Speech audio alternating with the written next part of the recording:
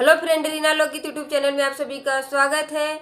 मैं ये एक होली गीत गाने जा रही हूँ, आप लोग देखना प्लीज़। हम लोग को भी फुल सपोर्ट करना प्लीज़। वीडियो पसंद आए तो फिर लाइक, एक सब्सक्राइब कर देना। जो सब्सक्राइब हमारे चैनल को नहीं किए हैं, लाइक बार बार करना, सब्सक्राइब एक बार करना प्लीज़ दोस्त। टीका पे टीका, टीका पे टीका, टीका पे टीका, टीका पे टीका, ए हो सजनवा हो बड़ा निक लागेला,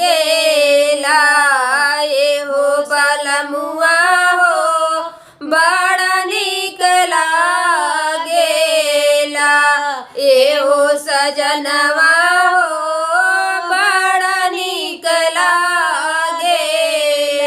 नथिया पे नथिया, नथिया पे नथिया, नथिया पे नथिया, नथिया पे नथिया, ए हो सजनवा हो, ए हो सजनवा हो, ए हो बलमुआ हो बड़ा जानर मारेला, ए हो बलमुआ हो बड़ा जान मारेला, बलमुआ हो बड़ा जान मारेला।